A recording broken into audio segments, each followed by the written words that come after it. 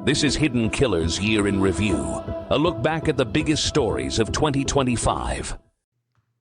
This is the Hidden Killers Podcast with Tony Brueski and continuing coverage of the case against Rex Heuermann. Otherwise affectionately known as the Gilgo Beach Killer or the Long Island Serial Killer, allegedly. Lots of new information coming out. More so, I think, to scratch our itch of what the hell was going on in that house, because that's what we've been speculating on since he was arrested. Of course, his house, Massapequa Park in New York, looked kind of like a hoarder's house, to put it lightly. Kind of surprising for a guy that's somewhat a skilled and respected architect in New York City to be living in such a situation. It was kind of a little bit incongruent. But we also wondered, okay, if he's doing all these things and he has this weird basement that has all sorts of weaponry in it and allegedly child porn and all sorts of horrible things, a manifesto on how to kill people, what's going on there? What's going on with the wife, Asa? They've been married for decades. What about the kids? Did they know what was going on? And the new Peacock documentary that came out that was produced by G-Unit Productions, yes, G-Unit, 50 Cent, it dives into this, and it goes into great detail. We hear Asa in her own words. We hear the daughter, we hear the son, we hear a lot of people come out and discuss what life was like with Rex. Joining me to discuss, Robin Dreeke, retired FBI special agent, chief of the counterintelligence behavioral analysis program. There's a lot to unpack here with Rex and what was known and what was not known. I'm going to start with Asa, because Asa is one that she filed for divorce early on. They did get the divorce. But what we learn in this documentary is that it was more so to protect assets than it was to get away from the man that most of us believe is a horrific serial killer. What's your thoughts on how that all worked out and where she's sitting today, still believing that this man is innocent and he was her hero earlier in life? Yeah, we do not want to face anything that is incongruent with our self-image, do we? She is a great example that she's been groomed in this lifestyle with him, and it's been part of her life for so long, and he's been part of it. It's part of who she is. It's part of her validation of self. And to deny any of that would be obviously bone crushing to her brain. It would break her brain, I think, to admit that he is actually potentially the killer, because she idolizes him. And what's interesting about this entire thing is that look who she's placing more important than anything else. Him, above children, above everything. So it's he did a good job brainwashing her. There's no doubt. And they had met when she was young. I believe 17, 18, somewhere around there. She had a very traumatic upbringing. She is a rape survivor. There was abuse. There was all sorts of things that she had gone through where she needed help. Either she was going to pull herself up by the bootstraps and get a life going for herself, or someone was going to come in and save her. In this case, Rex was the savior, and I say that in air quotes. Yeah. Brought her in. Oh, he came in. I don't know if he saved her, but yeah. He came in. I mean, to her reality, the world, the trauma that she had been living in, he took her out of that. And allegedly, he didn't cause her more trauma. And maybe he did not. Maybe, it was a fairly plain Jane relationship, and there really wasn't a whole lot going on involving her and this other life that he's allegedly led. And then all these years later, it seems that when she's on vacation is when he's out doing these things. There's a lot of weirdness here. One of the things that I found odd is the normalizing of rather bizarre behavior. One of them being, when we're on family vacations, he's out doing this. Well, why isn't he on the family vacation? That's not a family vacation. It's kind of bizarre when just mom is taking the kids on all the family vacations and dad is always back home and we don't know what the hell's going on. Now, certainly the dynamics of work and all that do play a factor into this. But that seemed to be what happened all of the time. There was this separation. There was places in the house that no one was allowed to go into. And that was just completely normal. It wasn't just this is off limits, it's dad's space, he doesn't like you in there. It was like, you don't go in there. There was a lot of normalizing weird behavior in this house. Yeah. Do you believe that? 100%. So he rescued her from an unhealthy life of trauma and then renormalized her into his life of secrecy and lack of transparency. And so that became her new normal, which was better than her old normal. So in her mind, it's a step up. He saved her. That's why he's a hero to her. But he normalized all these unhealthy behaviors of lack of transparency. Remember, I keep saying it repeatedly. Open, honest communication, transparency, and vulnerability are the three pillars of trust that I believe we all need if we're going to have healthy relationships. And that lack of transparency, secret places, times with unknown things going on, he normalized that at a very, very young age in their relationship, so it became part of the norm. And so when they have kids, that's also then part of the norm. It's just the way mom and dad do things. It's the way our family does things. It becomes part of the little insulated family normal. So doesn't surprise me at all. Do people like this, probably depends on the human, but someone like Rex Heuermann, who essentially groomed Asa and the family to believe one thing one way. This is how it works, and this is how we're going to do things. Are they doing that on a conscious level? Is it, I better make them think this so I can get away with that? Or is it just who they are? They have to present things this way because this is just how they operate. It's not necessarily nefarious how a healthy individual would have to sit down and go, how am I going to convince someone of this?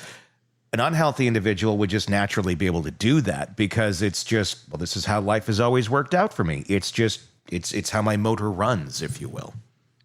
So I'm going to liken this to alcoholism, believe it or not, okay, in the sense that what happens is with someone that's a deep-rooted severe alcoholic, their entire existence revolves around thinking about alcohol and how to hide that amount of drinking they're doing from everyone in their lives.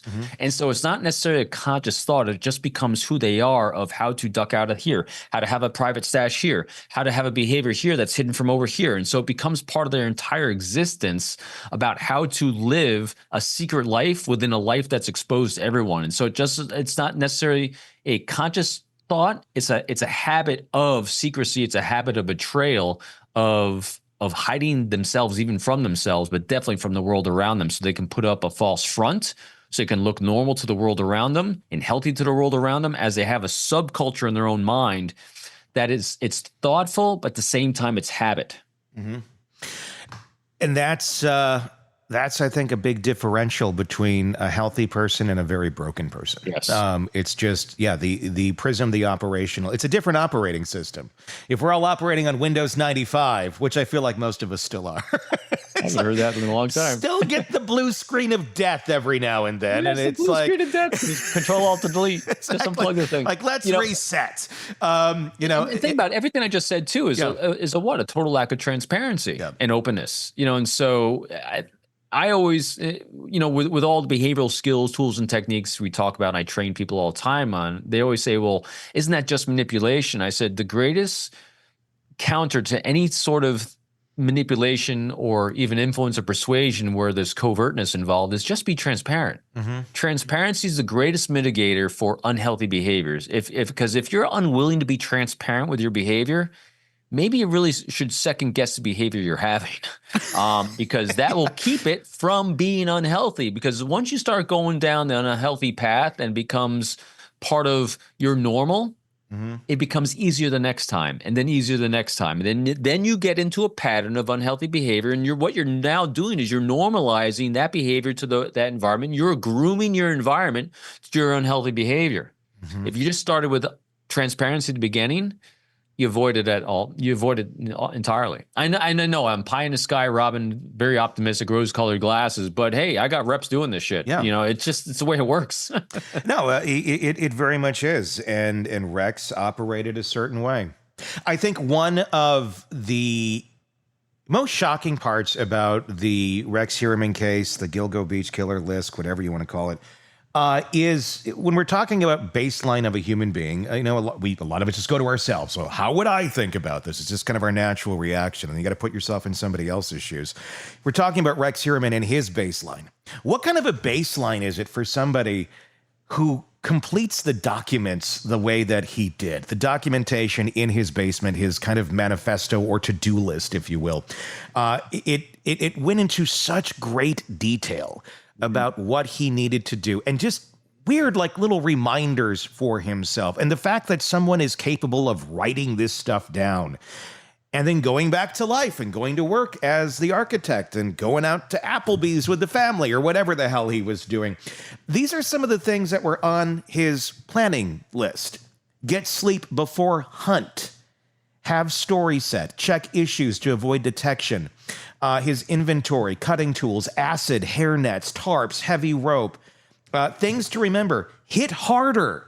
Consider a hit to the face or a neck for takedown. Post-murder body preparation. Remove head and hands. Remove trace DNA and remove ID marks like tattoos. It goes on. And he's just like, typing this down in Word. And he had this list for like 20 years. What is going on with this human being that they can do this and go, yep, this is my to-do list. And then, like I said, go back and live normal life. That's a weird baseline of life right there. It's actually not surprising to me because this is what stalkers will do as well. Mm-hmm. They actually keep detailed notes on what they're doing because this is part of his, to me, this is part of his fantasy. It's not just how he positioned bodies. What serial killers do is they live out these fantasies. They position bodies, they keep trophies, they do certain things to live out the fantasy in their mind again. And so part of his fantasization is actually his note taking. So he can think about this. So a lot of these bodies, if he's actually the murderer, whoever did it, were positioned and put in places that he can think about them and maybe even drive by or see them, but not frequently. And so if you're trying to relive those moments and try to get that same rush that you had in those moments and thinking about those bodies and what he did to them, one way he's going to do that is to be able to look at his notes and remember it and reminisce about it and think about it. And also, he's a detail-oriented guy. He's got life reps of doing this, and so he's probably perfected his craft. He wants to get better each time. You know, he's an architect, which is an engineering type of thing, and so they're detail and process-oriented people. So he's very likely a very process, detail-oriented individual. So he actually took a lot of notes on it. I know it still hasn't gone to trial yet, but it just reminds me of the Koberger case as well. Here's a detailed school guy just taking a lot of notes, doing a lot of research, and doing all these things to execute a plan. And so Heuermann doing something similar like this too. Yeah, it doesn't surprise me at all, especially since we see he's got a household of trophies. He's a hoarder. He collects shit so he can look at it. Yeah. Same thing. Why do you write things down? So you can reminisce and look at it again, improve upon it. And just, can you imagine? So again, we put our reverse context on. So here I am, I'm a psychopath and I want to kill people for a living because it makes me feel good and I get the adrenaline rush I want from it.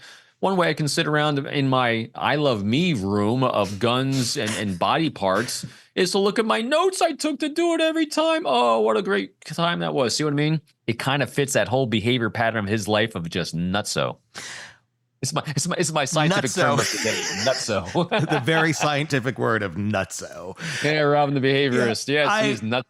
It's what the hell is going through his mind when he's doing that, though? When he's sitting down in his little den and lair. Oh, he's having a good time. Think about it. He's having a great time planning this out. He's like, oh man, think about it. So again, I don't think these are like spur of the moment vacations. His wife says, Asa says, hey, we haven't had a vacation in a while. You mind if I take the kids? He's probably saying, hey, I saved us some money. You guys really deserve a vacation. So I'm planning this whole thing out for you, a great thing. And so in his mind, he's got part of his excitement is planning a vacation for his family because part of that planning process is this planning process. He's a planner. And so he's just sitting around slowly, methodically, taking his notes. I planned them to get out on here. On this date, I'm going to do this. He's probably going slow and reveling in every moment of this entire planning process. And then afterwards, what is he doing afterwards? Like some people take photos on vacations. He's going back and looking at his notes. Again, a lot of conjecture, a lot of me, Robin, leaping way out there on this. But if we're trying to understand what could possibly be the reason why someone has behavior, makes sense, doesn't it? That's a great question that would have been really lovely to have asked in that documentary. Who planned the vacations? Yeah. How did that go down? Was there a lot of planning involved? Who did it? Who paid for it? Who was going, hey, just like you said, because then his family is looking at him like, oh, he's the martyr. He's sacrificing his time. He wants us to go have fun. even though he can't because his work is so taxing. And they come back going, "Thank you for that vacation, Dad. I wish you could have come. My God, it would have been great if you were here." "Oh, I know. I'm sorry. It's work. Gotta My keep guess us." Yeah. is the hero Yep. planned the vacation. Yep. That's why, and people use words with a lot of meaning. Her using the word hero Yeah. says it all. He's a hero to her because in her mind, what do heroes do? Heroes sacrifice themselves for us, for others. And so in her mind, what behavior fits that? All these things that I just described is the behaviors of a hero. He convinced her that he was the hero all those years over and over and over. It is a weird way to describe your significant other, especially 20 some years after he rescued her or whatever. Being a hero is a weird one. I mean, it's like, I admire them. I love them. I trust them. They are a great human being. Just what you need for someone to cover your tracks, though. Too, yes, but if you are the hero, that's a new level. That's like, you don't question the hero.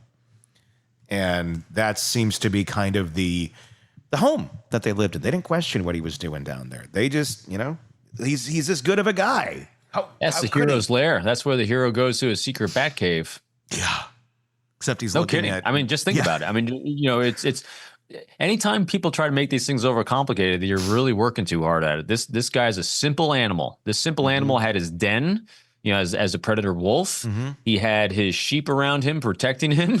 To them, he's the hero. Were you surprised by, because we see technology obviously used in a lot of cases these days. This guy seemed to be pretty good at using it and evading being captured. He didn't do a lot of the dumb things that we see in so many cases with we did find weird Google searches after the fact on his basement computer, but a lot of it, it wasn't out there in the open. He used the burner phones. He, didn't take a bunch of selfies. I mean, there was a lot of things out there that he evaded with the technology that he had used. Were you surprised by that? Yes and no. So again, he's got years and years and years of reps of doing this. So he got very skilled at his stuff. But what it reminds me of is that, so he created a very safe place in his house. And he had, he basically had his wife as helped him create this buffer zone that helped him stay very rudimentary and very basic as well. And so the thing that comes in my mind is believe it or not, in the spy world of tradecraft, people will always think that tradecraft is all about high speed electronics and data and thumb drives, or even now digital transfers and all these things now. But the safest type of tradecraft to use is the same tradecraft they use for thousands of years. A fake rock with some, microfiche in it, or a simple, message written on a piece of paper in a fake rock someplace, or a sticker on the back of a road sign that says a dead drop's been loaded. So no electronics, no anything, and it accomplishes the same things as all these other things. So here's a guy living in his lair as Batman, the hero of his wife, doing a lot of very basic things, using things and technologies that have been used for years and years. And so, but he did try to keep pace with technology. But again, I think it outpaces his skill set. Yeah, I would agree with that. It was interesting. BTK's daughter, Carrie, was on this show, the documentary that's on Peacock right now, talking about what life was like with Dennis Rader in Park City, Kansas, just a suburb of Wichita. I was there last weekend, and in morbid dad-daughter moments, we drove by BTK's lot, or what was left of it. We got to do a show on your daughter now. Yeah. She didn't live with you. It's like, hey, we're in Wichita. What should we do? Let's go look at our old house, and then let's drive by where BTK lived, because we were actually very close to each other in that vicinity. I was not there when he was free, but another funny fact, Jennifer Coffindaffer, who's on this show, also from Park City. So she grew up around the city there as well. I texted her a picture of the Park City sign when I was there, just like, look where we are.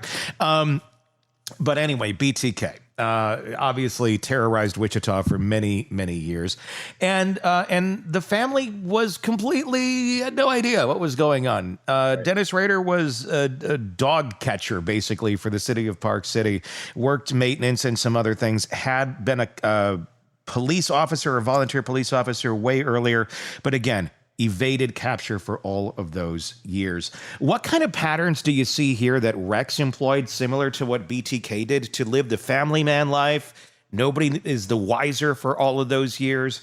Between the two stalking, very vicious, seemingly without conscience individuals.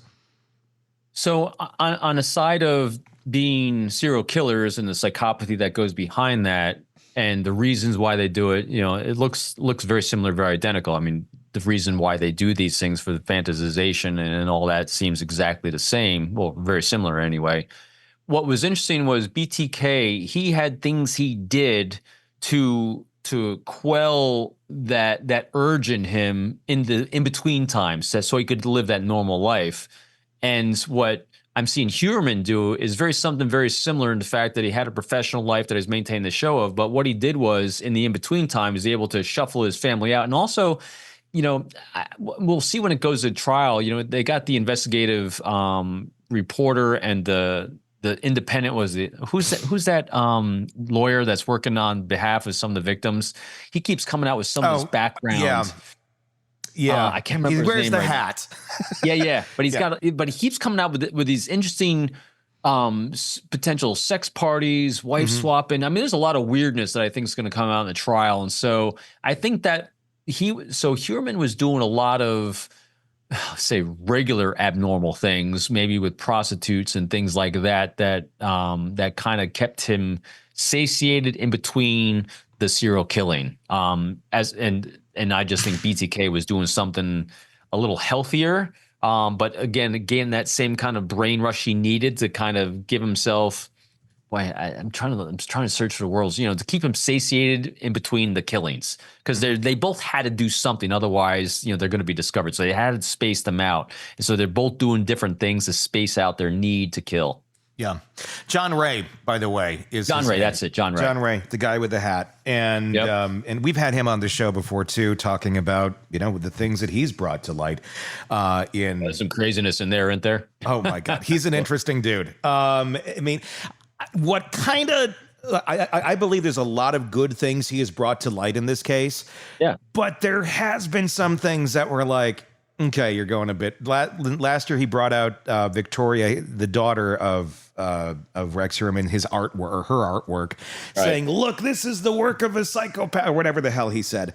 It's like, come on. I mean, leave her alone. She's been traumatized. Yeah. And yeah, if that's your dad and this is the normal and it's a pretty dark, hoarder home and this is the atmosphere, of course she's into dark things. I thought, the things that I was mostly referencing, if it continued, was kind of what he'd uncovered or claiming to uncover was him and Asa's like sex parties or whatever they're doing earlier in life. And maybe it's a police chief out there. So it's all that kind of stuff. And it's that kind of stuff is what I'm referring to as the things that I think was placating in between the killings. And what I wonder too about Asa is, he normalized all of this behavior so well that she still can't see it to this day. Right. I do wonder, and I'm not accused, I have no idea. I'm wondering, was she involved in some of the weird sexual stuff that he was into? Not killing, not murder, but was that normalized and she went along with it because, well, Rex, her hero, says, go sleep with this guy. And I'm not accusing, I don't know. I'm just saying, if they're doing wife swapping, if they're doing all this sort of stuff and the weird lifestyle that they were living, or he was living allegedly, how much of that did she have to be involved with it and was kind of bamboozled into because Rex normalized it? Obviously, it would be something shameful you wouldn't want to be talking about on camera, but I do wonder. I do wonder how much of that was normalized. And I do wonder how many red flags she did see that she still is not seeing, but others, if they were standing next to her, would have said, yeah, that's weird. Considering her daughter, his daughter, is saying, yeah, he's probably the killer. And she's like, no, hero. Yeah, when you don't have a loving critic to have that optic outside of that sphere of influence he had, you don't know. Yeah. And again, I'll go back to, I'm using too many alcoholism references today on this one, but what someone in a full-fledged addiction with alcohol will do to hide the behavior of alcoholism, they'll actually drink beer. Mm-hmm. They'll go out and they'll drink beer. They'll mix their spouse or the family members, mix drinks and whatnot, and that'll be their show as they're actually secretly quadrupling that amount behind the scenes. And so the reference here being with Asa, maybe we're doing these abnormal sex things. We normalize this behavior. So I'm actually kind of hiding in plain sight the fact that I'm doing the same thing back here. Yeah. But I'm going to kill him. I'm just going to hide that part from you. So in other words, he's normalizing this abnormal sexual life, which is always a part of serial killers. And he's normalizing that in front of his wife, who thinks of him as a hero, who's actually, providing a lot of cover for him, so that so he can actually do the same, but more behind the scenes that she's unaware of. Let's end on this. To the audience out there that may be listening and may be going and saying, there's some weird stuff going on with my spouse. Now, the likelihood that you have a Rex Heuermann with you is very low. So don't expect, because you're seeing some similarities here, that you have someone that's killing sex workers and decapitating them in the woods. But on a smaller scale, and maybe there are some extreme ones out there, what would you want a listener to understand, male or female? Typically in this sort of a case, it was, what it was. But understanding and recognizing potentially dangerous signs in a relationship, the ones that Asa was unaware of, did not even see, for them to look out for to maybe raise a little awareness, get those spidey senses up and going, yes, you are my hero, but this is kind of weird. The easiest one that people will start rationalizing is a lack of transparency in an aspect of their lives. When we first meet someone and, all our endorphins and dopamine is flaring up and we're feeling great, and we're totally getting engrossed in their lives, and our lives are overlapping like this. And we have a lot of transparency about what we're doing, and when we're texting or calling or seeing each other throughout the day and throughout the week. And then when you're not, and you're saying, how did your week go? Typically people will fill in the gaps and nooks and crannies of what happened when we weren't together, when we weren't communicating. So there's a lot of openness in that communication. That's a sign of a good, healthy relationship. And that when you're displaying mutual curiosity for each other and reciprocated on both ends. And then that should then continue as a relationship develops. You keep finding out what's going on in each other's lives, about people in their lives. And so it's enriching, and you're feeling fulfilled and it makes you feel good. But all of a sudden, if you start having some gaps in time, and you have a lack of transparency, or there seems to be avoidance of wanting to get in the granular details of things.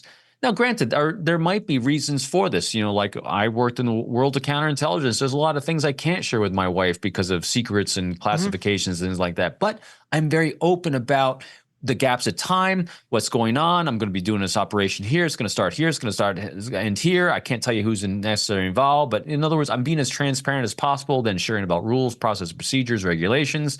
So again, I'm offering transparency about all of these things. Very congruent with who I am. The tempo's not changing. My nonverbals aren't changing between what I'm saying and what the emotions I'm feeling towards you, towards my family, towards everything. But if you start having a lack of transparency and deviations from our behaviors with individuals, those are what people call red flags. Pay attention, explore those red flags. And if someone's not willing to be transparent with when you feel a red flag is going up, and they say, well, you're just being paranoid. Well, now they're putting it on you. They're victim blaming you. And you might be paranoid, but at the same time, there's a behavior that's causing you to feel that way. And if you need to explore yourself and your own trauma responses to things, great. But at the same time, though, pay attention to them. There's something that they might be doing that is triggering that response you're having. And normally, the first thing that happens is that lack of transparency. Craving non-stop true crime updates? Press subscribe now and get the latest cases, analysis, and expert commentary delivered straight to your feed. Only from the Hidden Killers podcast and True Crime Today. This is the Hidden Killers podcast with Tony Brueski and continuing coverage of the case against Rex Heuermann. Welcome back to what might be the most chilling segment yet of our analysis with psychotherapist Siobhan Scott. What you're about to witness includes actual audio of Rex Heuermann calling from jail. I need to warn you, hearing the voice of an alleged serial killer speaking to his devoted wife, it's a little unsettling. It's not that he's saying anything crazy or horrible, it's the normalcy of it. that makes it unsettling. It's what Asa Ellerup says about their relationship that will disturb you. Before we play that footage and go into some analyzing with psychotherapist Siobhan Scott, let me provide some context that makes these phone calls even more significant.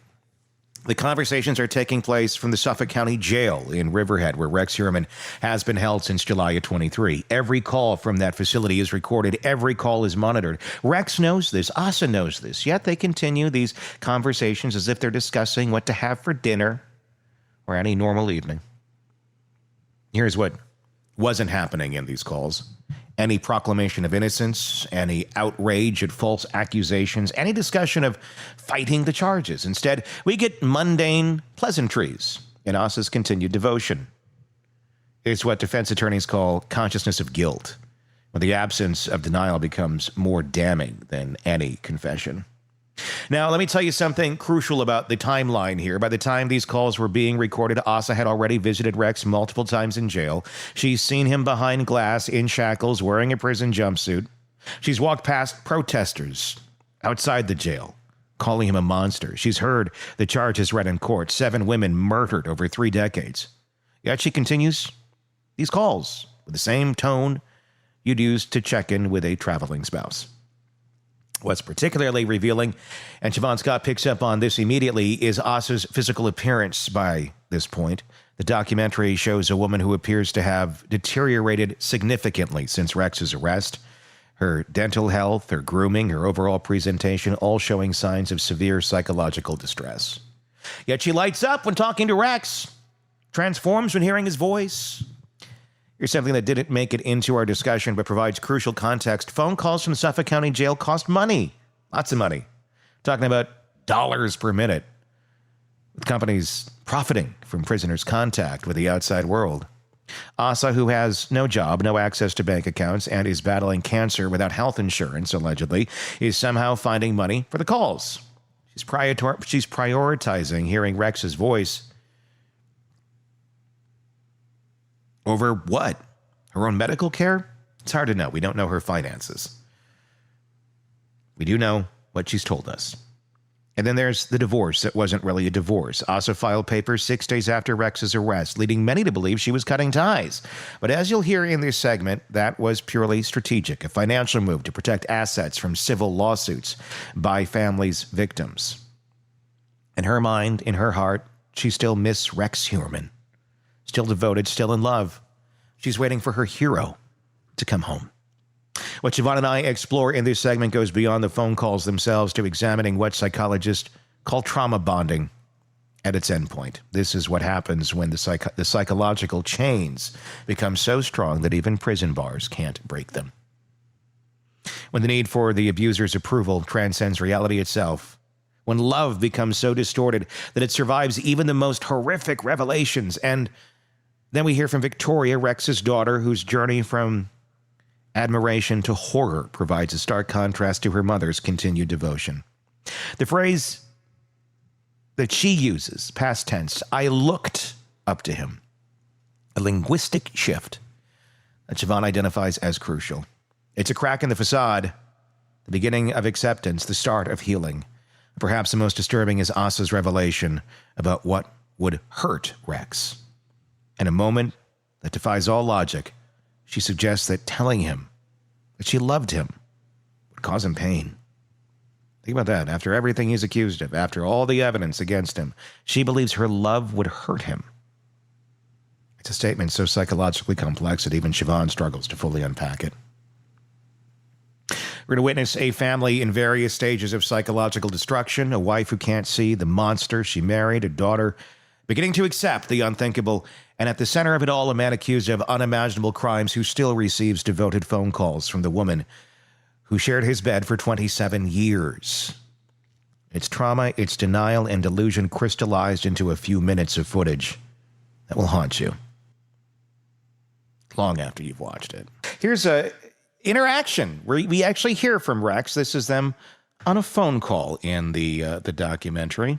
To accept this free call, press 1. To refuse this free call, press 2.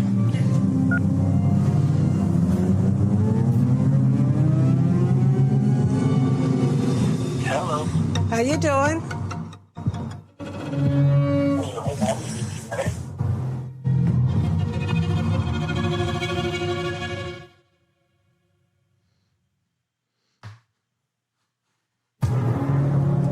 The suspected serial killer, Rex Heuermann, remains in jail on murder charges. He's been held at the Suffolk County Jail in Riverhead since he was arrested.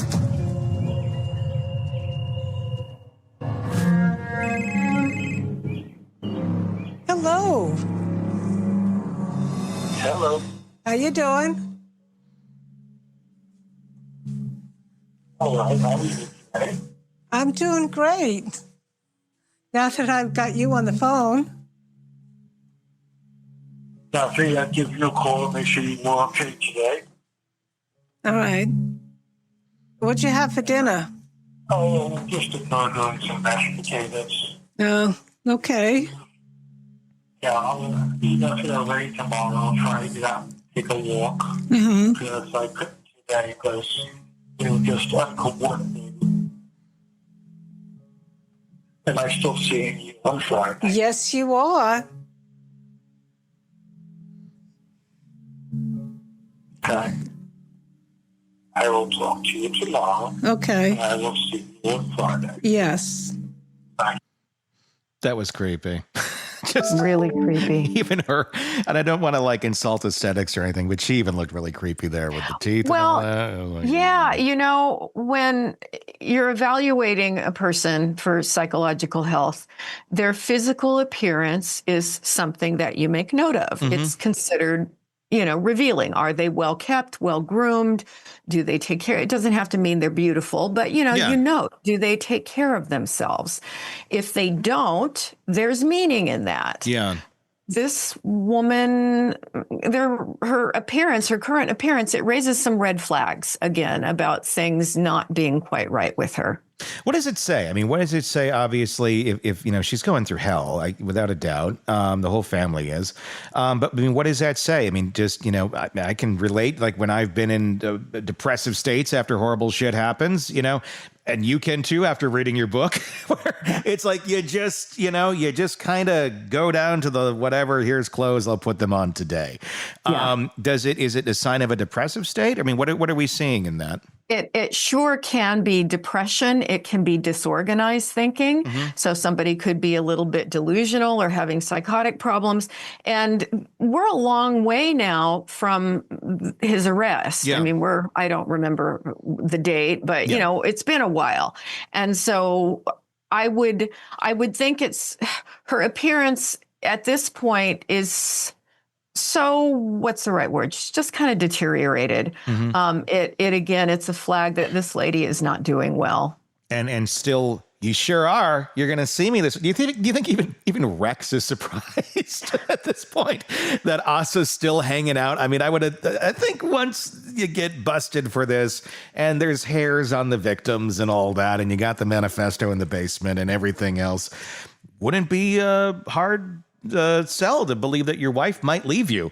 But she's still sticking around. I mean, I wonder if Rex himself is taken aback a little bit by this. It very well could be. And, you know, when he was first arrested, and it was just, a month after that she filed for divorce.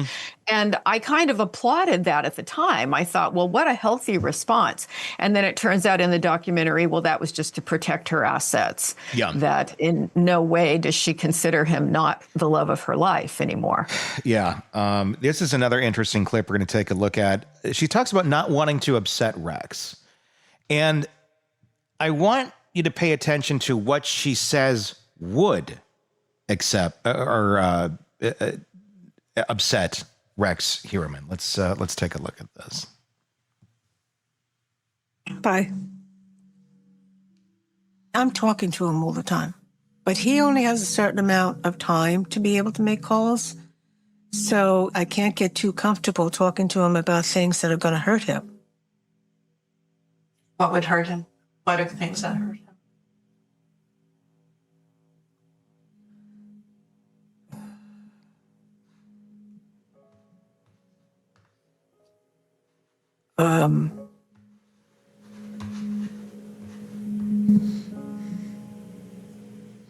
Telling him that I love him hurt him. The two of us were married for 27 years. We were 100% part of each other's lives. Does everybody really believe everything they hear? Rex Heuermann is a demon. Charged as a serial killer. Do you really believe everything that's being said? This man is a sexual sadist. He enjoyed torturing his victims. Well, we didn't buy it.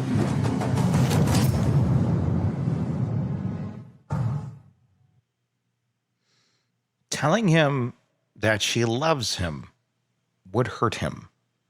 Mm-hmm. What do you get there? That's an interesting one because clearly the way she's communicating to him shows her complete, utter dedication. And so is she thinking, speculating, is she thinking that this is going to just stir his longing for her or highlight the loss? I'm not quite sure. She had her eyes closed for a long moment during that. So what is the story that she's trying to generate? Telling him that she loves him would hurt him. Mm-hmm. Mm-hmm. It's an unusual response. Extremely. And yeah, like that. Why? Because you're divorced, but you're still standing by him. Would that hurt him because it brings shame to Rex? Does Rex feel shame if someone tells them that they love him because of, and even though he's done what he's done? I don't know. It's a weird complex right there. It's very weird. And I think whenever you get those eyes closed from her, there's something unusual going on in her thinking process, that she's trying to pull something up. Yeah. And is it genuine? Because certainly the way she speaks to him is utter dedication. Let me ask you this before we listen to some of the daughter stuff. What's your take on Mom? Do you think she knew anything that was going on here? And this is all some sort of cognitive dissonance, or is it just literally cognitive dissonance because she really didn't know what was going on, but, by choice of not questioning Rex on so many things? I think that this lady, you could say she's not, I won't say she meets criteria for any specific mental illness because I don't know enough about her, Sure. But she's not well, and she's probably never been well. There are things wrong with her. And I think when she says, I had no idea, I think she didn't. I mean, that would be my guess. She didn't have any idea. But she's so submissive and so dependent on him, and in myriad ways, including he's my friend, he's my best friend, everyone needs a friend. He was probably her only friend.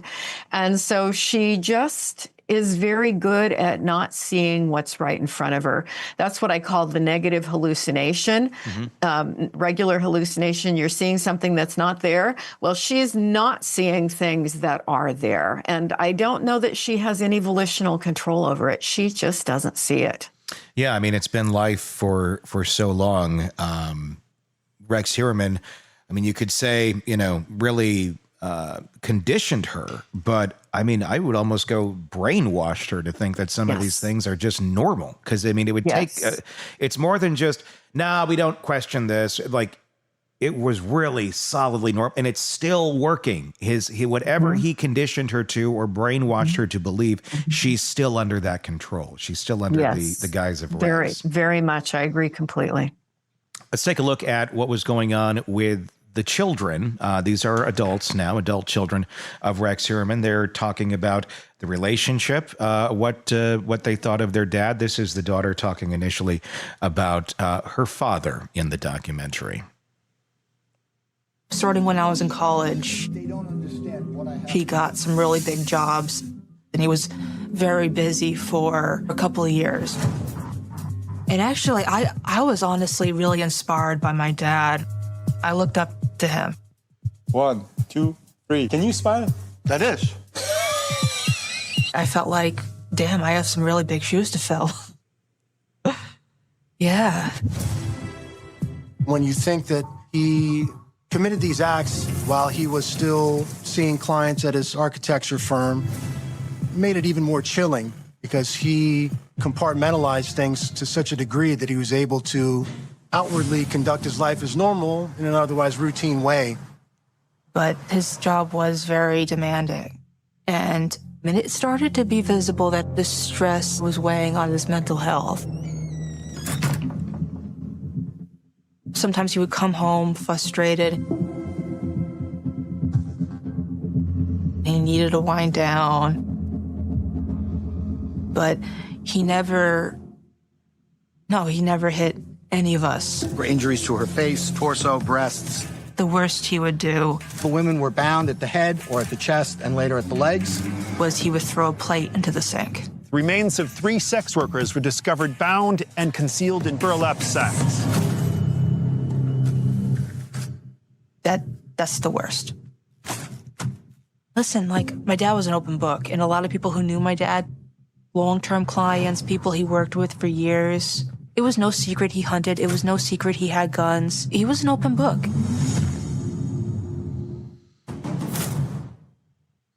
Is it surprising? Is it weird that the kids are describing him as an open book and the worst he did was throw a plate into the sink? Or is this common with people who are living this double life, that they're able to really present completely different to those around them? It is, yes. That compartmentalization, I think, is kind of classic serial killer stuff. You know, you look at Ted Bundy, what was he volunteering on a helpline or something? I mean, you know, people had no idea.